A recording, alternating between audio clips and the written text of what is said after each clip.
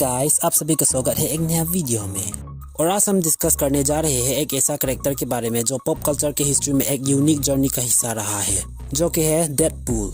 Deadpool का rise to fame एक straight path नहीं था। इसके पीछे बहुत स्ट्रगल्स और कंट्रोवर्सीज थी, but ultimately he became one of the most beloved and iconic characters in pop culture. और आज हम इसके फॉल और राइज के बारे में फुल डिटेल में बात करेंगे। तो बिना टाइम पास करे चले वीडियो को स्टार्ट करते हैं।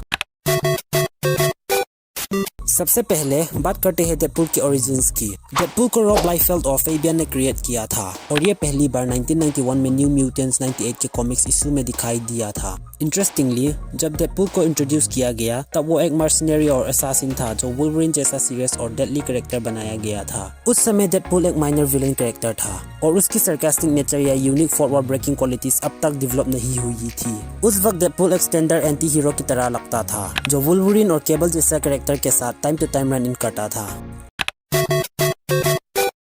अब बात करते हैं डेडपूल के फॉल की। 90s के बीच में डेडपूल को कॉमिक वर्ल्ड में इतना ज्यादा अटेंशन नहीं मिल रहा था। मार्वल ने उसे एक माइनर कैरेक्टर के तौर पे इंट्रोड्यूस किया था जो वुल्वरीन और एक्समैन के यूनिवर्स के सेकेंडरी रोल में स्टक हो गया था। ये पीरियड डेडपूल के लिए काफी डिफिकल्ट था क्योंकि वो स्पाइडरमैन या वुल्वरीन जैसे मेन स्ट्रीम हीरोज के बीच में इतना प्रोमिनेंट नहीं था। उसके सोलो कॉमिक्स भी स्ट्रगल कर रही थी। मार्वल को डेडपूल के लिए एक क्लियर डायरेक्शन नहीं मिल पा रहा था और फैंस ने उस टाइम तक उसे एक मेजर कैरेक्टर के रूप में नहीं देखा था।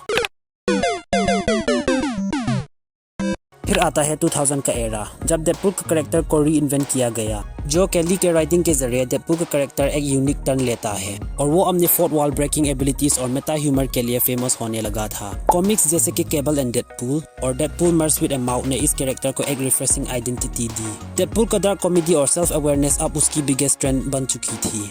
कॉमिक बुक रीडर्स के लिए ये एक फ्रेश चेंज था क्योंकि ये कैरेक्टर अपने यूनिक स्टाइल से पूरी सुपर हीरो जॉनरा को सैटिराइज करता था।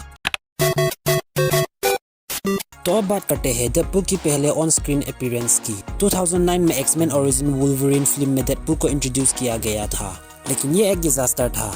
जहां हमें डेडपूल की फोर्थ वॉल ब्रेकिंग एबिलिटीज और डायलॉग सबसे ज्यादा पसंद था, इस मूवी में डेडपूल को एक सीरियस, माउथलेस और साइलेंस म्यूटेंट बना दिया गया था जो बिल्कुल डेडपूल के एसेंस के अगेंस्ट था। उसका सिग्नेचर ह्यूमर, क्विर्की नेचर और फोर्थ वॉल ब्रेकिंग एबिलिटीज सब मिसिंग थी। फैंस ने इस पोर्ट्रेयल को स्ट्रांगली रिजेक्ट किया और डेडपूल का सिनेमैटिक डेब्यू एक फेलियर बन गया।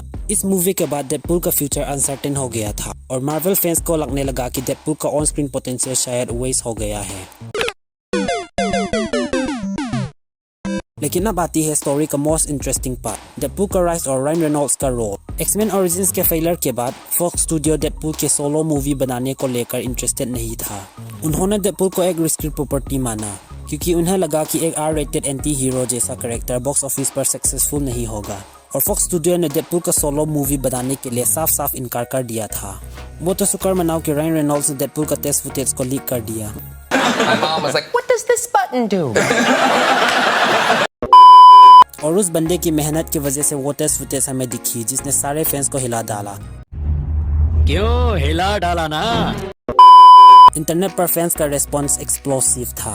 सबको ये डेडपूल का ओरिजिनल ऑथेंटिक पोर्ट्रेयल पसंद आया और फैंस ने फॉक्स स्टूडियो को डेडपूल का मूवी बनाने के लिए काफी डिमांड किया और फॉक्स ने फाइनली डेडपूल का सोलो प्रोजेक्ट को ग्रीन लाइट दिया।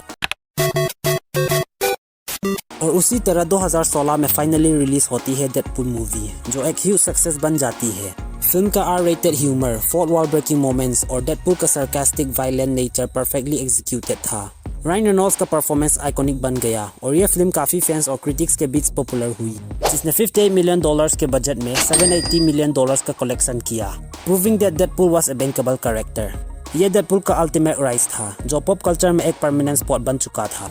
इस फिल्म ने सुपर हीरो जॉनरा को एक नया डायरेक्शन दिया और डेडपूल एक larger than life pop culture phenomenon बन गया। Let's go. Let's go.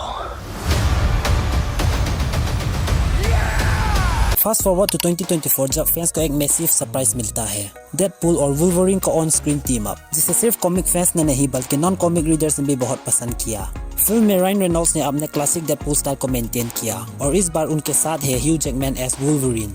ये एक मोनुमेंटल मोमेंट था सुपर हीरो सिनेमा के लिए क्योंकि डेडपूल और वुल्वरीन का dynamic on screen chemistry hilarious और एक्शन पैक्ड है। डेडपूल और वुल्वरीन का कॉम्बिनेशन फैंस के लिए एक ड्रीम कम ट्रू मोमेंट था और डेडपूल 3 ने बॉक्स ऑफिस रिकॉर्ड को तोड़ दिया। यह फिल्म सिर्फ एक सुपर हीरो मूवी नहीं बल्कि एक कल्चरल इवेंट बन गई जो डेडपूल को और भी ज्यादा लार्जर देन लाइफ बना दिया।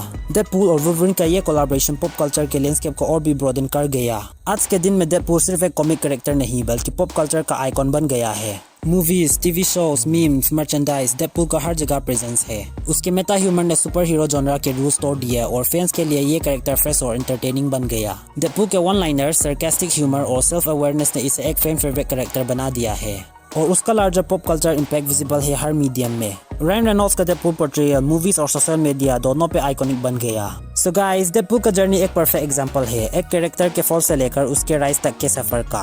एक्समैन ओरिजिन्स के फेलियर के बाद भी रायन रेनॉल्ड्स ने अपने डिटर्मिनेशन और मेहनत के जरिए डेडपूल को वापस लाए।